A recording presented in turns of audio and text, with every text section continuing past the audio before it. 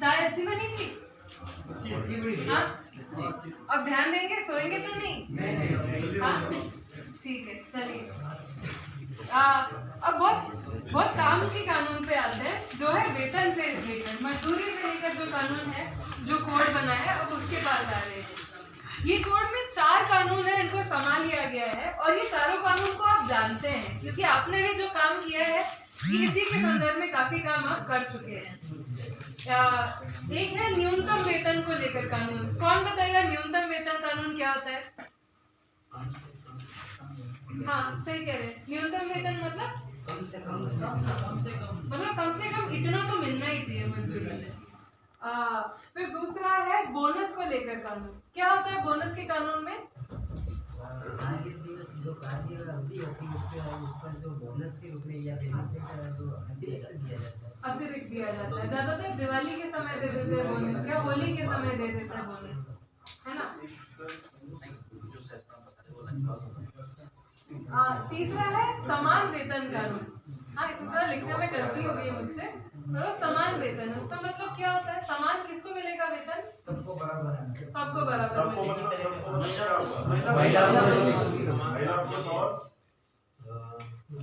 जैसा वर्क है उस हिसाब से बराबर कैटेगरी के काम को बराबर ही मजदूरी मिलता है। जो भेदभाव है वो सिर्फ महिला पुरुष के बीच में होता है ना, और भी तरह के भेदभाव होते हैं? होते हैं। जैसे किस तरह के? जैसे जो छोटी उम्र के हैं या बुढ़ापे में दाखिल नहीं करते उनको भी कुछ कर दी जाती है और उसमें भी और समान वेतन नहीं मिल पाता है। और जैसे बच्चों को भी जैसे ना ये बाल श्रम के रूप में भी कुछ पैसा कम दिया जाता है और ज़्यादा लंबे टाइम तक या कार्य समय से भी ज़्यादा कार्य लिया जाता है, ये उसके ऊपर भी ये लागू होता है। लोग उनको नहीं होना चाहिए पर करवा देते हैं। और किसी चीज में भेदभाव सुना है आपने? आपने कभी ऐसा सुना है कि जाति को लेकर भेदभाव होता है ना? सही है, को लेकर के भी होता है, जो पढ़े लिखे हैं और ज्यादा मिलेगा। हाँ, जाति, शिक्षा, धर्म, क्षेत्र ना, बिहार का है इसको तो कम मजदूरी दे दो, ये यहाँ का है इसको ये कर दो, ऐसे होता है ना? नहीं होता। तो ये जो समान वेतन है वो उसी की व्यवस्था है, किसी भी आधार पर कोई भेदभाव नहीं होना चाहिए। हाँ, सिर्फ इसमें एक ही पर दिक्कत आ जाती है कि ये जो हम तो सोचते हैं कि ये ऐसा होना चाहिए, किसी भी चीज से भेदभाव नहीं होना चाहिए, पर समान वेतन में ऐसे लिखा है कि सिर्फ लिंग को लेकर कि अगर कोई स्त्री है, पुरुष है, तृतीय पंथी है, तो सिर्फ उतनी बात को लेकर अगर वो एक ही काम कर रहे हैं तो उसमें भेदभाव नहीं होना चाहिए। ऐसा नहीं होना चाहिए कि अगर मैं और पुरुष एक ही काम कर रहे हैं तो उनको 1000 रुपए मिल रहे हैं, मुझे 300 रुपए मिल रहे हैं। हम देखते हैं ना ऐसा, तो जैसे भवन निर्माण में तो बहुत होता है कि स्त्रियों को कम मजदूरी मिलती है, जो खेतों में काम होता है उसमें भी स्त्रियों को कम मजदूरी मिलती है, रेट ही अलग लगा देते हैं। अपने आप कुली और बेलदार जैसे कहते हैं, महिला को कुली कहते हैं और आदमी को बेलदार कहते हैं, उनका काम में क्या अंतर है? कोई अंतर नहीं है। काम ज्यादा कौन करता है? ज्यादा ही करती है ना। पैसा किसको ज्यादा मिलता है? पुरुष को मिलता है। तो ये भेदभाव की पहली पीढ़ी तो यही है, सबसे शुरुआत यही से भेदभाव होता है ना कि भाई काम महिला ज्यादा कर रही है, मान लो समान भी कर रही है, ठीक है, ज्यादा काम करना और बात की बात है, समान एक जैसा काम है, समान लगभग काम कर रही है, पर उसको 30, 40, 50 रुपया कम दिया जाता है। महिला को सर बड़ा पत्थर नहीं टोका जाता। महिला को बड़ा पत्थर नहीं टोका जाता। महिला के जो सर पे जो पानी डालती है ना, उसमें कितना वजन होता है मटके में? कितना वजन होता है उसमें मटके में? 15-20 किलो, और कई बार 1-2 किलोमीटर से लेके आती है। अभी सर पर रख के उठा के चलो, पता चल जाएगा कितना टोका जाता है। ये धारणा बना रखी है हमने, ये कहते हैं ना कि नहीं टोका जाता, ये नहीं होता। आज आप देखेंगे आधी से ज्यादा किसान महिलाएं हैं, वही हार्ड वर्क कर रही है ना, जितना भी कठोर काम है वो काम कर रही है, मजदूरी में, कारखानों में, सब उनमें जो है, ये तो हमने एक धारणा बना ली, ये नहीं टोका जाता, वो नहीं टोका जाता है। जहाँ पर 2 कुलियों को रखा जाता है और एक कारीगर है, और उससे बड़े पत्थर कौन आगे जाता है? कारीगर को थोड़ी उठाता है, कह देती है ना। तो ये तो कहने की बात है। कई जगह आपने देखा होगा निर्माण के जगह पर भी जो हेल्परी का काम है वो सिर्फ कुली कर रही है, महिला कर रही है, तो वहाँ के जो भारी काम है वो कौन करने आता है? वही महिला ही करती है ना, और थोड़ी आता है करने, आदमी थोड़ी लगाते हैं उसके लिए अलग से। पर उस नाम पर उनकी 30, 40, 50 रुपए की मजदूरी रोज की कम हो जाती है, जबकि ऐसा कुछ है नहीं। तो ये समान वेतन वाला जो कानून है इसमें ऐसा कहा गया है कि ऐसा भेदभाव ना हो कि दो लोग अगर एक ही काम कर रहे हैं तो उन्हें उतने ही पैसे मिले, या और भी चीजों में भेदभाव ना हो। जैसे ऐसा ना बोल दे कोई कि हम सिर्फ पुरुषों को ही काम पे लेंगे, महिला को लेंगे ही नहीं, या अगर पुरुष और महिला दोनों को ले रहे हैं कोई ऐसा ना तय कर ले कि प्रमोशन मतलब सुपरवाइजर बनाना है या किसी को परमानेंट करना है या किसी को ट्रेनिंग देके अगर किसी का वेतन बढ़ने वाला है, तो ऐसे जो अवसर है ऐसा नहीं होना चाहिए कि सिर्फ पुरुषों को ही अवसर मिले, महिलाओं को भी मिलने चाहिए। तृतीय पंथी जो लोग होते हैं उनको भी वो अवसर मिलने चाहिए। तो अलग अलग तरह से वो है, जिसे जो कहते हैं ना, कई जगह हम हिंदुए कहते हैं, ठीक है, उनको तीसरा लिंग कहते हैं, तो अलग अलग नाम है। तो ये है कि उनमें किसी भी तरह के लिंग के आधार पर भेद नहीं होना चाहिए। महिला पुरुष या तृतीय पंथी जो भी है उनके लिंग के आधार पर ये नहीं है, उनको अवसर जो मिलेगा वो उसके लिंग को देख के नहीं मिलना चाहिए, वो उसकी योग्यता को देख के मिलना चाहिए। ठीक है।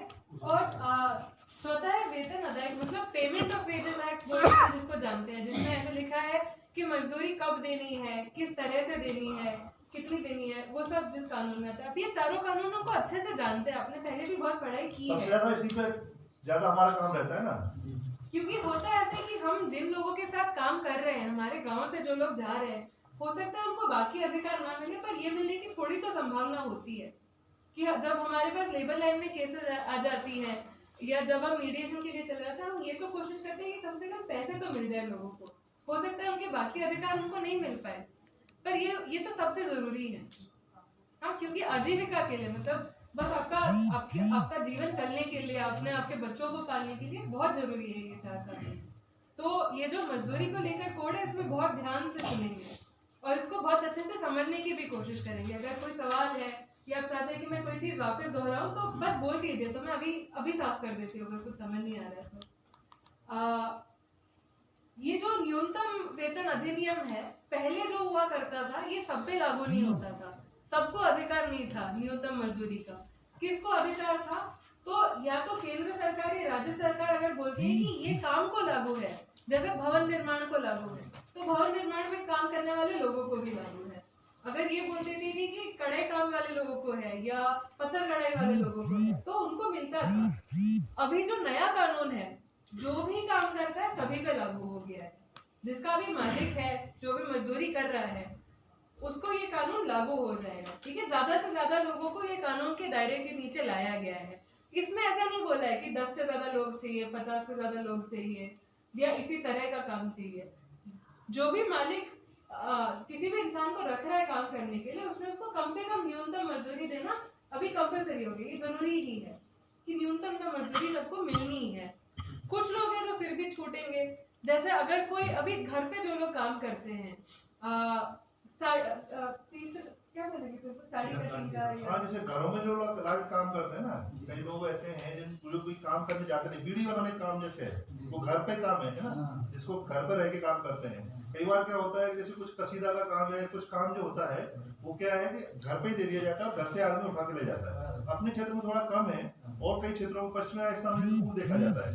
अपने यहाँ पे कौन सा काम होम बेस्ड होगा, मुझे बिल्कुल बीड़ी के अलावा है नादी का जो काम है, नादी के संगार का काम वो घर। हाँ, ये श्रृंगार वाले से काम आपने बताया, श्रीनाथ जी के आसपास ये जो बनाने का काम, माला बनाने का, मोती से माला बनाते हैं ना, ये काफी होता है। तो इसको कहते हैं जो घर पे ही रह के काम करते हैं। वो तो किसी की नौकरी भी नहीं हुई, पर वो काम की व्यवस्था तो है, उसमें भी एक मजदूरी तो है ना, मजदूरी है। दूसरा उदाहरण हुआ जो आशा कामगार है या आंगनवाड़ी दीदी है, या इस तरह के जो राजस्थान में और कौन से होते हैं? आंगनवाड़ी, आशा, यही है ज्यादातर। तो जो इसमें एक तरह की इसमें है, जो सरकार के लिए काम करते हैं, पर उनके हॉस्पिटल्स में लगाए हुए जो स्वास्थ्य कर्मी, वो अलग, वो संविदा में आ जाते हैं, वो संविदा कर्मी है, स्वास्थ्य कर्मी भी है। हाँ, तो उनको सरकार ऐसा मानने नहीं करती है कि ये हमारे मजदूर हैं, उनको मजदूर की तरह देखा नहीं जाता है। आंगनवाड़ी दीदी जो है, सरकार क्या बोलती है कि ये चाहती है कि इसके समाज का भला हो, इसलिए ये खुद से होके काम कर रही है, पर मजदूर जो खाना बनाते हैं लोग, तो ये ऐसे लोग हैं जो काम सरकार के लिए करते हैं, और सरकार के कर्मचारी के तौर पर उनकी पहचान नहीं होती, तो उनको न्यूनतम वेतन का अधिकार नहीं है।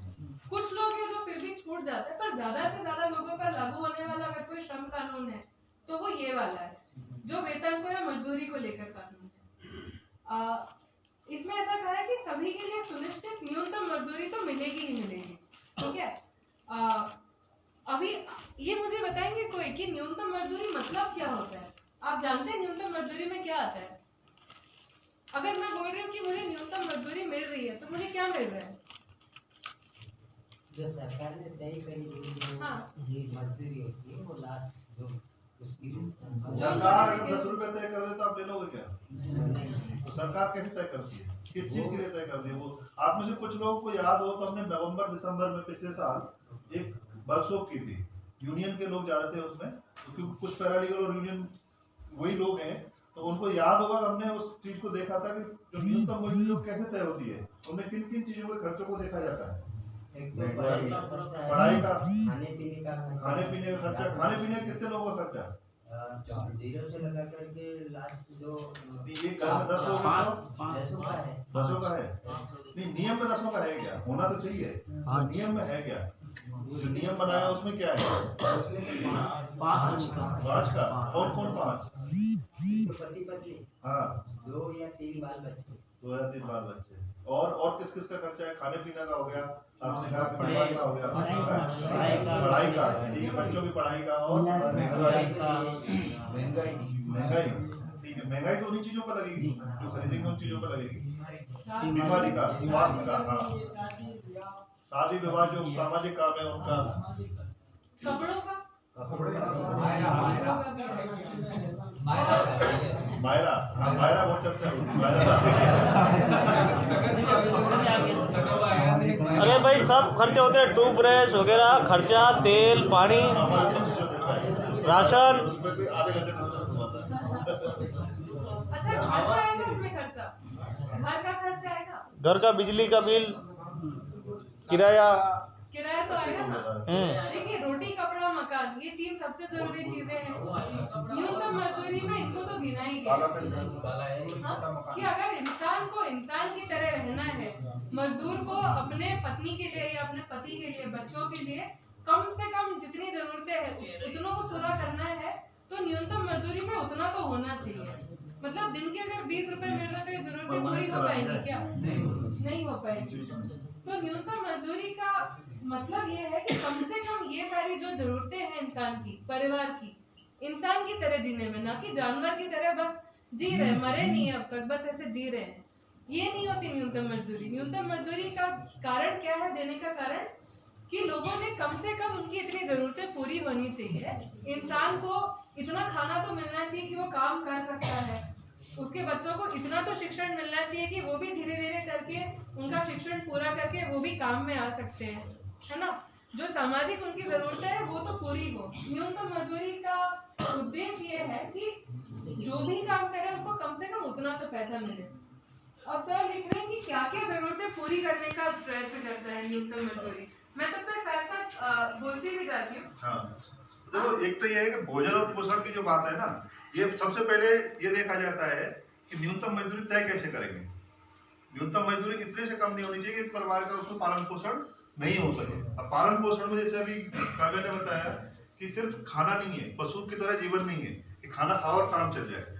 जो पालन पोषण है उसमें और भी जरूरतें हैं, तो उन सारी जरूरतों को पूरा करने के लिए कौन कौन सी चीजों को देखा जाता है जब कहीं पे न्यूनतम मजदूरी तय की जाती है। तो पहली चीज तो है भोजन, और भोजन में सिर्फ पेट भरना नहीं, पौष्टिक भोजन, ठीक है, जिससे क्योंकि मजदूर क्या करता है, शारीरिक काम करता है, शारीरिक काम करता है ना, रोज ताकत लगानी पड़ती है, तो उसके लिए इतना भोजन होना चाहिए, जो भोजन खा रहा है उसमें इतने पोषक तत्व, आवश्यक तत्व होने चाहिए जिससे वो रोज काम कर सके, लंबे समय तक वो शारीरिक काम कर सके।